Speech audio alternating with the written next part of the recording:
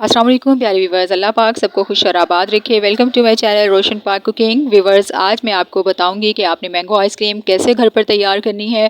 बहुत ही आसान तरीके के साथ आपकी आइसक्रीम में क्रिस्टल्स क्यों बनते हैं, आपकी आइसक्रीम सख्त क्यों हो जाती है, ये सब चीज़ें आपको बताऊँगी। बहुत ही आसान तरीका है, मुँह में घुल जाने वाली मक्खन की तरह नरम और मुलायम आइसक्रीम तैयार होगी हमारी। तो रेसिपी स्टार्ट करते हैं। मैंने 3 मैंगो लिए हैं और मैंगो आपने ऐसे लेने हैं कि बिल्कुल मीठे हों, रेड कलर के हों, पके हुए फुल, ठीक है।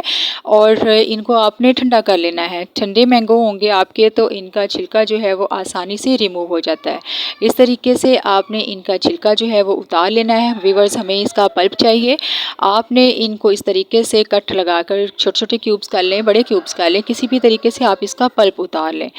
तो इस तरीके से फिर हम इसको जो जूस बनाने वाला जग होता है व्यूअर्स, उसमें डालकर हम इसका पल्प तैयार कर लेंगे। हमें इसका पल्प चाहिए। तो पल्प हमारा तैयार हो चुका है व्यूअर्स। अब हम इसका अगला स्टेप जो है वो करते हैं। पल्प हम एक साइड पर रखते हैं। अब मैंने एक बाउल लिया है। ये जो बाउल है मैंने इसको फ्रीज़र में रख के तकरीबन 10 मिनट के लिए रखा था और इसको फुल चिल कर लिया है। तो अब हम इसके अंदर जो है वो क्रीम ऐड करेंगे। क्रीम भी आपकी फुल चिल होनी चाहिए। क्रीम कौन सी लेनी है इसके लिए कोई टेंशन नहीं लेते, परेशान होने की ज़रूरत नहीं है। ये जो है व्हिप क्रीम है, आप किसी भी ब्रांड की ले सकते हैं। ये लिक्विड फॉर्म में होती है, ये इस तरह की होती है व्यूअर्स, ठीक है। इसको आपने जमाना नहीं है, जस्ट आपने इसको फ्रीज़र में रख के तकरीबन 2 से 3 घंटे के लिए फुल चिल कर लेना है। तो जी आपने इसको जो है बाउल में पूरा निकाल लेना है। आप एक और क्रीम भी होती है व्यूअर्स, वो होती है ठोस फॉर्म में, बिल्कुल सख्त वाली, वो नहीं आपने लेनी, वो यही वाली आपने लेनी है, ठीक है। अब हम इसको हैंड बीटर की मदद से बीट कर लेंगे। अगर आपके पास बीटर अवेलेबल ना हो तो आप इसको जूस बनाने वाले जग में डालें और इसको बीट कर लें। उसमें भी ये बीट हो जाती है तकरीबन थोड़ा सा 10 मिनट लगते हैं, 15 मिनट, और ये बहुत अच्छे तरीके से इसमें बीट हो जाती है। मैं इसमें कंडेंस मिल्क यूज़ नहीं कर रही हूँ, तो उसकी जगह पर हम चीनी ऐड कर लेते हैं। तकरीबन 1.5 टेबलस्पून मैंने चीनी का डाला है क्योंकि मैंगो पहले ही से ही बहुत ज़्यादा मीठे हैं। तो व्यूअर्स, अब आपने इसको बीट कर लेना है। इसके अंदर आप चीनी का पाउडर बनाकर भी डाल सकते हैं, ज़रूरी नहीं है, आप ऐसे भी डाल सकते हैं। तो ये हम इतना इसको बीट करेंगे कि वो फुल फ्लफ़ी हो जाए। आप इसको ये देखें, आप देख सकते हैं कि ये फुल डबल फॉर्म में हो चुकी है, ठीक है, और बिल्कुल ठोस हो चुकी है। चम्मच की मदद से आप इसको उठा के देखेंगे, नीचे गिराएंगे तो ये नीचे नहीं गिरेगी। तो इस तरीके से आपने इसको फुल जो है वो बीट कर लेना है। तो ये देखें, ये हमारी क्रीम जो है वो बिल्कुल रेडी हो चुकी है। अब हम इसके अंदर जो हमने पल्प तैयार किया है मैंगो का, वो हम इसके अंदर ऐड कर देंगे। तो ये रहा जी पल्प हमारा, ये हम इसके अंदर ऐड कर देते हैं और उसके बाद आपने इसको अच्छे तरीके से मिक्स कर लेना है।